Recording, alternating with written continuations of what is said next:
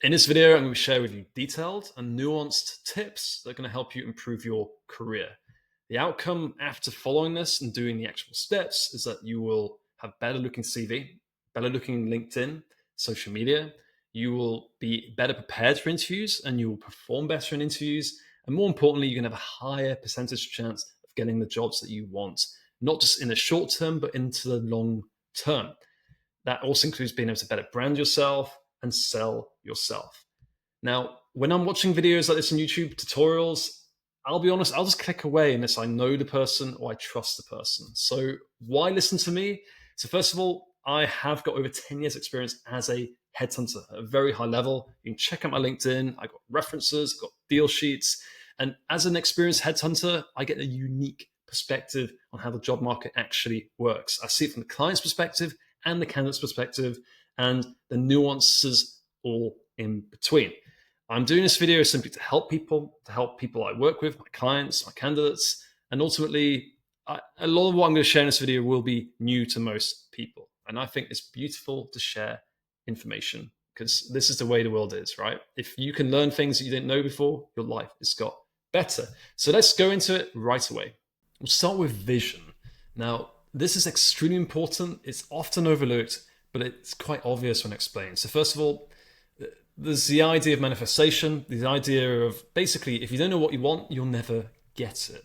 There are actually quite interesting scientific studies around people who plan and people who don't plan, people who write things down and don't, people who set goals and don't set goals. And ultimately, if you don't know where you're going, you're much less likely to achieve it. So I'll flip to the whiteboard for this. The old analogy would be a ship. A ship without a compass doesn't know where it's going. But if you have a compass, you have a destination, you're much more likely to get there. So this is why vision is very important. Now, what I find with a lot of people is they say, oh, well, I want a job which is more senior and I want to do this. And there's also ultimately, a lot of people don't actually know what they want. They haven't actually spent much time to think exactly the sort of position they want, why they want it, and to explain that. So basically, what I see a lot of times is if you can't explain your vision very well, it really makes you seem less confident and it's a lot less memorable. So I'll give you an example of somebody I spoke to recently who had a clear vision. There's a very senior head of Europe person, so a very C-level candidate I'm speaking to. And he just said to me very simply, Matt, I like to grow things. Growing commercial organizations, hiring people, expanding, opening new affiliates, blah, blah, blah. But it's just simple. He likes to grow things. That's what he likes to do. That's his vision of what he wants to achieve. Extremely simple, very easy to understand. So when it comes to interviews, when it comes to talking to people, people remember that. If you're saying, oh, well, I want to do this and maybe this and I liked this, people forget it. It lacks confidence. It lacks real desire, interest, right? So vision isn't just important in terms of your planning. It also comes across in how you speak, what you say, and it will impact in interviews. If you can clearly say in an interview, this is what I want, this is what I'm about, then you will be so much more memorable and it will help enormously, both in your confidence, applying to right jobs, and also sometimes it will mean you get rejected. If you clearly state what you want and they can't offer that, it might actually get you rejected from a job. But I always see that as a good thing. By being clear on what you want, you're much more likely to get what you want. So next up is USPs, which stands for unique selling points. Now, you're clear on your vision, you can explain what you want to people, be it friends, interviewers, whoever it might be, but can you also explain what you bring to the table? So what I find very often is people are very vague. They're, again, are explaining things in a very kind of weird way or not very clear or concise. If it takes you more than a minute to explain something you bring to the table, you've probably lost their attention already. So this is definitely worth practicing, and I'll give you some quick examples. So what do I bring to the table? So I'm the honest recruiter. super honest, direct. I sell myself as the honest recruiter, and I can back this up with a ton of client testimonials. It's one of the things that clients want the most. They want people who are just honest, who they can trust. I'm also very modern. I'm on video. I'm making YouTube videos. I'm on LinkedIn. I've got a lot of followers on LinkedIn. I share stories. This is something that a lot of recruiters don't do. So ultimately, I've got a following, which means I've got access to people who I wouldn't normally have access to. And then outside of this, I've worked with many different company types. So I've worked with big companies, small companies, consultancies, startups. So because I've worked with such a broad range of companies, especially in the pharmaceutical industry, but other industries as well, I just know the pain points that these companies have. I know what it's like to be in that environment from experience, which means I'm ultimately able to find solutions for these companies. So super clear, direct. You should be able to explain something specific about yourself in 1 to 2 sentences. This takes practice. So the thing you want to do is write them out and then keep on practicing until you're able to cleanly, concisely explain something unique about you that you bring to the table in, I said, 2 to 3 sentences. We will go more in depth on how to do this later, but this is kind of the basics of what you want to be able to do. Now, next, I'm going to move on to probably the most important thing I can talk about, which is the pain points of the target audience. Now, this is so important, and I'm going to explain why.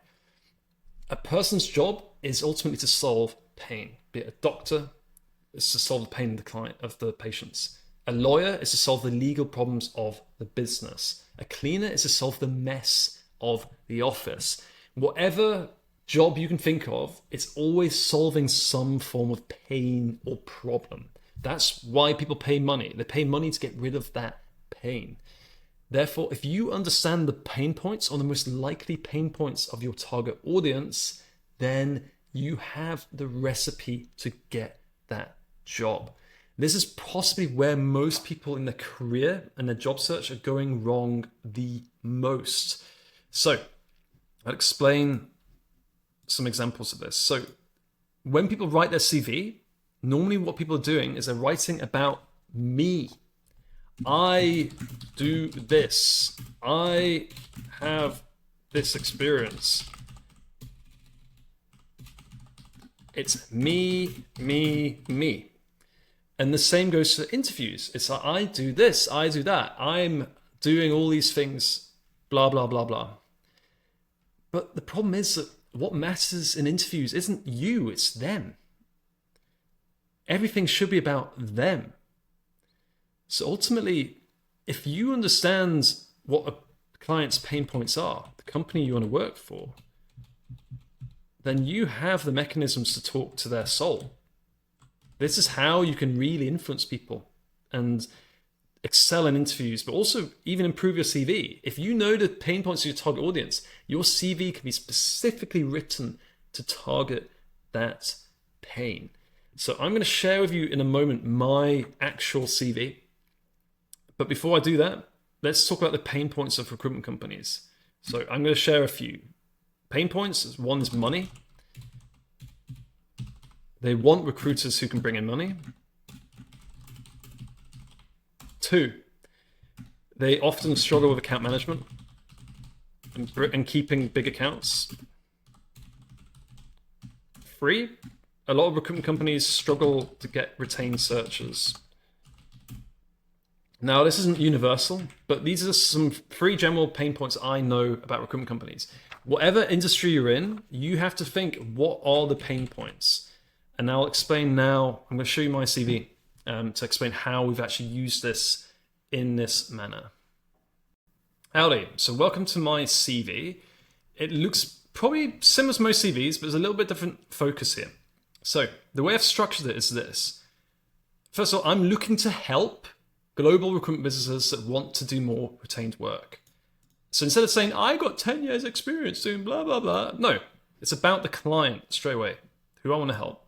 To do more retained work, pain point, improve their account management, pain point, and ultimately increase their net fee income, money, basically. It's a pain point, okay? All with the aim to make the business more sustainable, to make it eligible for sale to private equity, desire slash pain of what companies want to achieve. Then I've got evidence that I can deliver on these needs. I've signed over 60 projects, retained projects.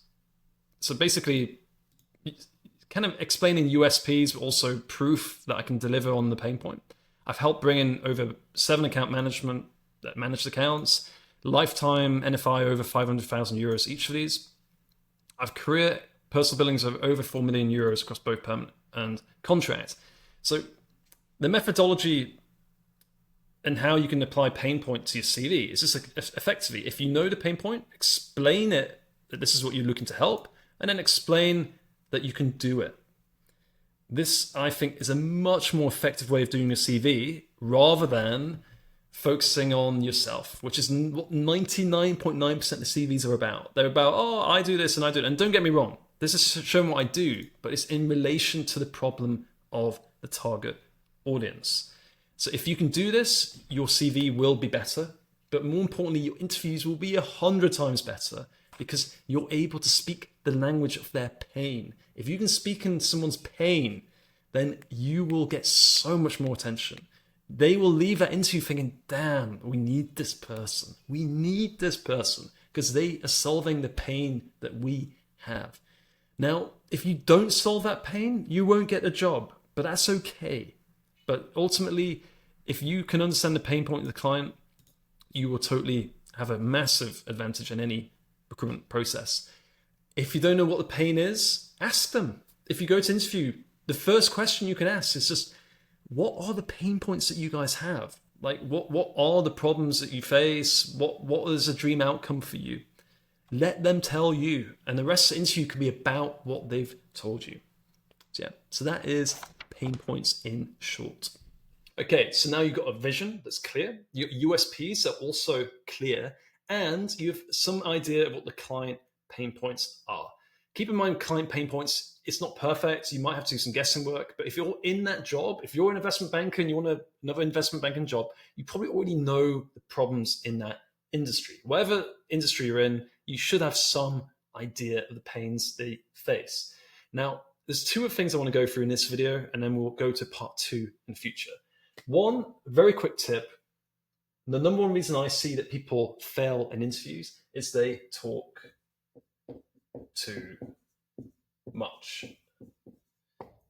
No one likes to listen. Everyone likes to talk. Therefore, the advice I always give, and this is really common, clients tell me this all the time, that this person just talked too much, they did a long monologue, it's boring. Follow this rule. Go for around a 50-50 ratio of who is talking. If you're talking 80% of the interview, you've probably done something wrong. That's a monologue. That's just them listening to you. That isn't interesting. That's not engaging. That's not conversational. You don't want to work with people who talk all the time. So try and aim for 50-50 ratio. Ways to do this is have questions. Work on your listening. And self-awareness. You can always say in an interview, oh, wow, I've probably been talking last 5 minutes. I'm really sorry. Is this okay? Do you have any more? Would you like to talk about something a bit different now? You can just have that self-awareness. If you find you've gone on a long monologue, just stop yourself because it's typically very boring. So this is an incredibly important rule to not talk too much. It will save you so many interviews. And generally, it's a great skill to advance on. A book that's fantastic for this, and I may have it behind me, I do, is to read How to Win Friends and Influence People.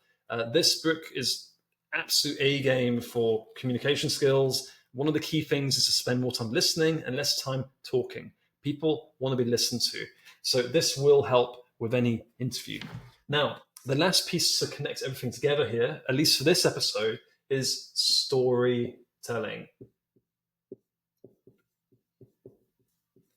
It's great to have concise USPs. It's great to be clear in your vision and have this reflected in your CV. Fantastic. However, nothing beats storytelling. Storytelling is the sort of thing that is memorable. People who tell a good story are so much more likely to do well in an interview, but in life in general, because this is how human civilization is built. We're all living a narrative. We're all living a story. Whole countries, whole companies, whole cultures are built around storytelling. Everyone is living a narrative. It's kind of integral in our DNA. You will probably find most of the content you watch on YouTube or on Instagram or whatever social media you follow is storytelling format. It's always explaining things that are going from A to B, and then this happened, but this happened, therefore this happened, and it gets your attention. You get invested in the story.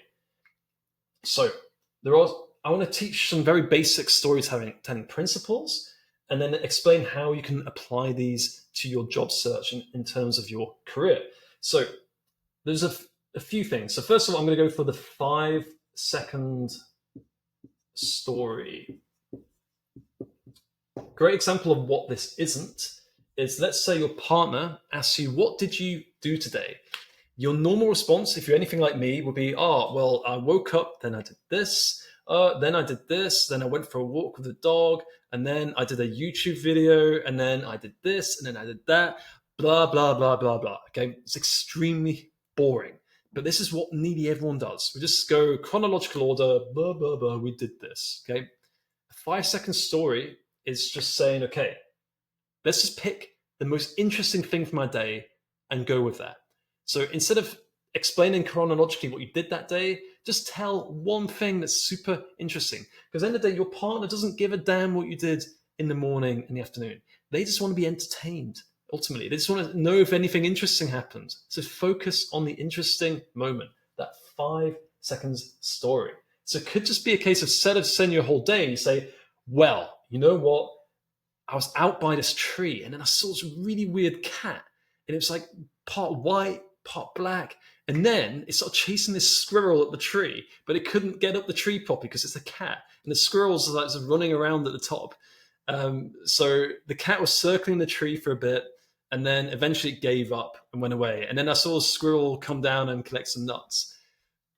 Totally random, totally made up in this case, but it's way more interesting than saying, oh, well, I had some breakfast and then I did a YouTube video. It's a fantastic thing to start practicing, is to start trying to focus on the most interesting thing.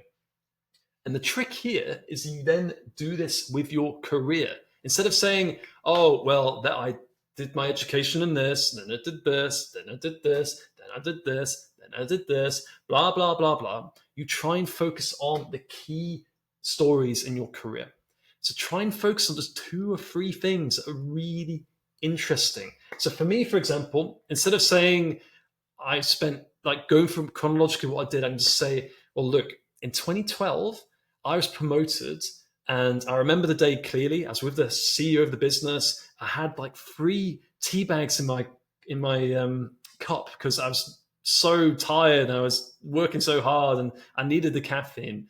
And they promoted me to manage the Swiss operations for the company.